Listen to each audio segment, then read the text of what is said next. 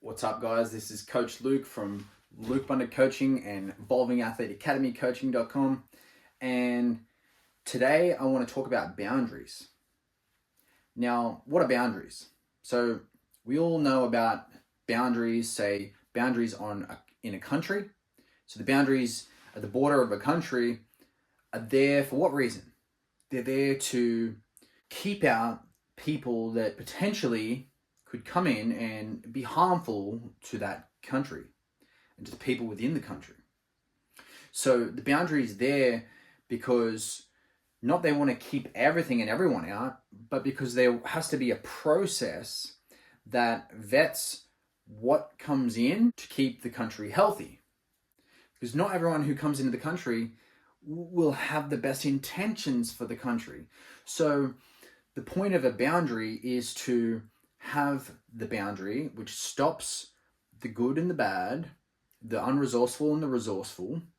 It vets them through a process and lets the resourceful things in, or in this case, the people into the country, the people who want to come and make the country a richer place and who want to follow the rules and be nice and be supportive of everyone else within the country to get along in the system, and keep out the ones that are going to come in to cause potential damage. Now, everyone already has boundaries.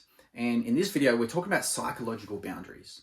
So for you, if I was to say to you, hey, I want you to share your personal phone number and all your personal photos and your address, your personal address. I want you to share it with these 3 strangers that I know down the street.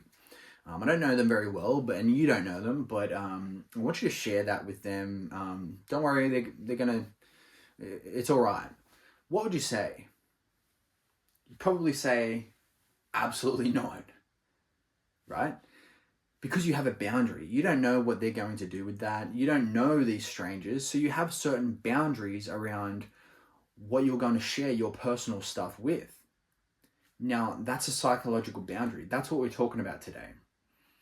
Now, some of the benefits to having boundaries are in the teenagers aspect. When I teach this to teenagers, it can really help reduce bullying.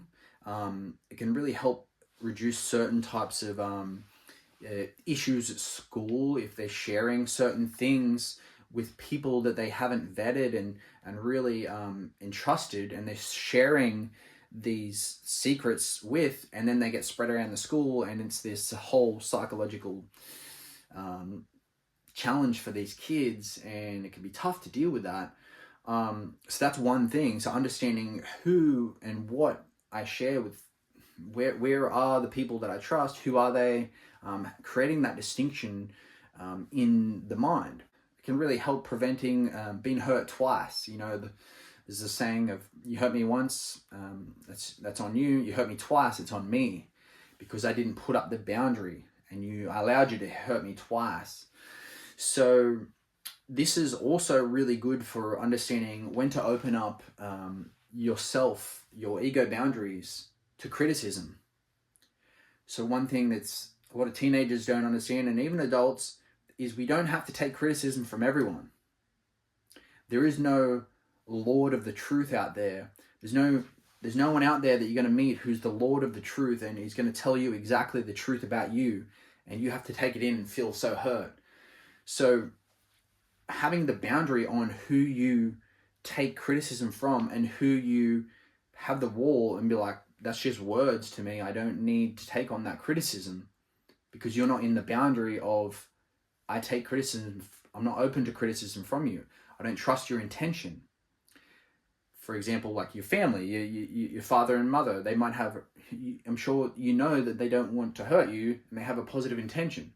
So when they give you feedback, we don't have to treat it as if they're trying to hurt us. We can go, well, these are the people that I've got in my boundary of love, and I know they don't want to hurt me, so I'm going to look at it and consider what they're going to say, and because I know they only want the best for me, so I'll be open and let them to give me that critique. And the final benefit of really developing the psychological boundaries And my favorite one is to become uninsultable. This is the beginning of becoming uninsultable. I heard of this concept from Michael Hall, and it's such an incredible concept and really powerful when teenagers can take on the idea and adopt the identity of I'm uninsultable. No one can hurt me without my permission. No one can make me feel anything without my permission. I'm driving the bus. Now, how do we build, or how do we take on that concept for start, and how do we build this boundaries within? Well, first of all, we need to understand that we have personal powers and powers within us that are ours, and when we take ownership of them, we will go to a whole new level in terms of our own personal power. And these powers are our power to think, our power to feel, our emotions, our power to speak, and our power to behave. So, whose behaviors come out of my body? They're mine. And they're my responsibility. Whose behaviors come out of your body? Yours, and they're your responsibility. Whose words come out of my mouth? Whose words come out of your mouth? Now, whose thoughts are in my head? Now, if I choose to take ownership over my thoughts in my head, then I get to take authority over my thinking. And that is so empowering. Whose thoughts are in your head? Well, they have to be your thoughts, right?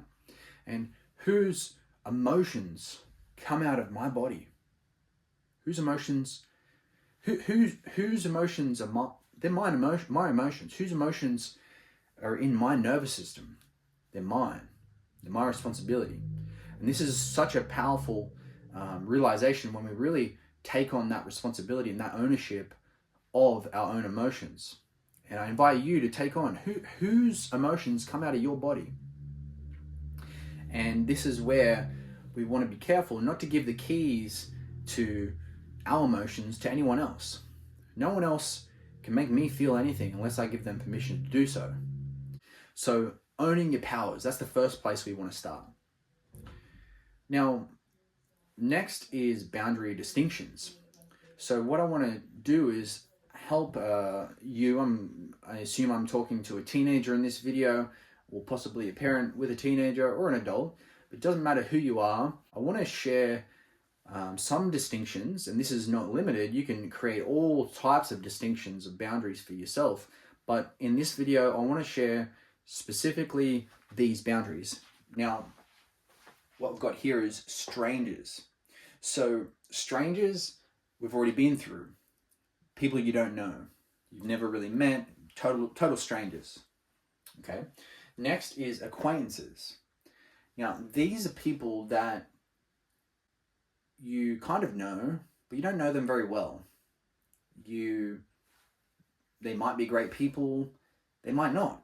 You haven't really got the chance to really get to know them. They're not really people that you would probably invite to your house. These aren't people you're just going to call up on the phone. It could eventuate into that, but these are people that are acquaintances. So next is friends. These are people that you trust somewhat, you hang out with, you have a good time with, you have a laugh with, but you wouldn't tell them your deepest, darkest secrets, your deepest things. You don't know if you can fully trust them just yet. Next, the next level of boundary is your best friend. This person you can trust. You can really trust with secrets. You can trust them just so deeply. And this is a true privilege to be in this boundary level. If I'm in someone's best friend boundary, I feel privileged and honored, and I respect that boundary. And I really want to do the right thing by that, because I know if you do the wrong thing, you're going to get put back in this or this.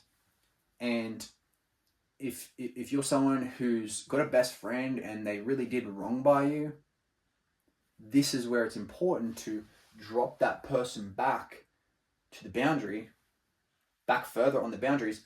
Otherwise, you're going to get yourself hurt. Unless they will, and they can work their way back into your trust, your circle of trust, your best friend boundary. And but if you do that too soon, you're opening yourself up to be hurt. This is why boundaries are so important. Next, you've got your family.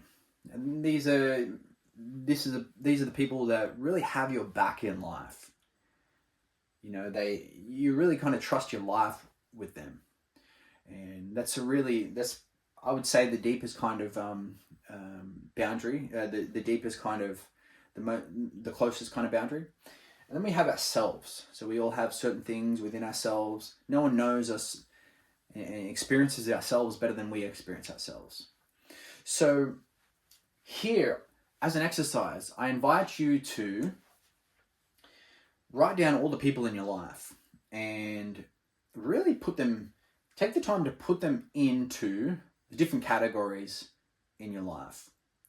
And this is especially important if you do struggle with boundaries, or you struggle with getting hurt by people, or you struggle with understanding what type of things to say to who.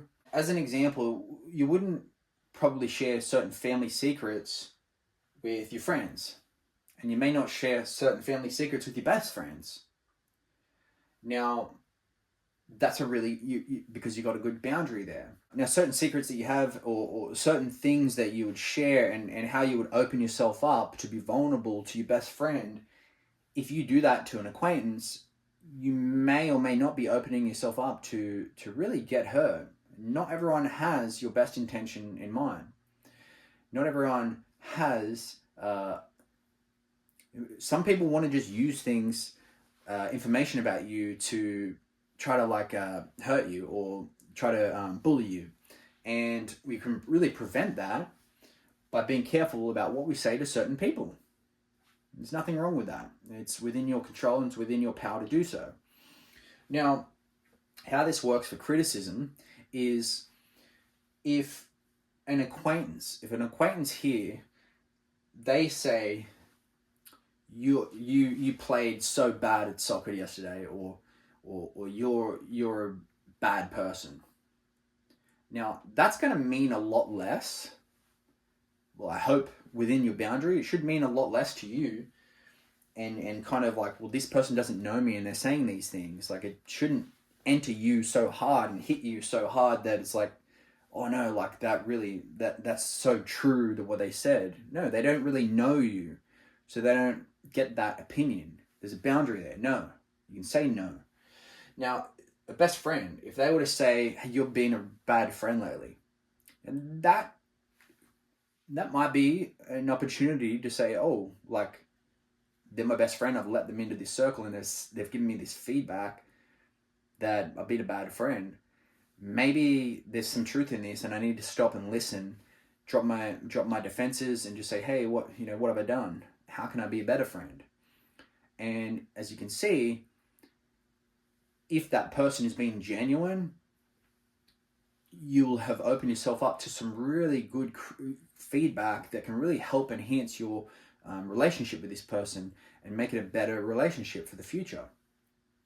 Now, if that person happens to say something that is just like totally off and totally wrong, and is just mean and whatever it is, then maybe it's time to put that person back into the acquaintance or the friend section. So I hope that gives you a bit of an understanding into boundaries, a bit of a deeper distinction within boundaries, and how you can create more distinctions within your life. If you've got any comments, drop them below. So thanks for watching. I look forward to seeing you in the next video.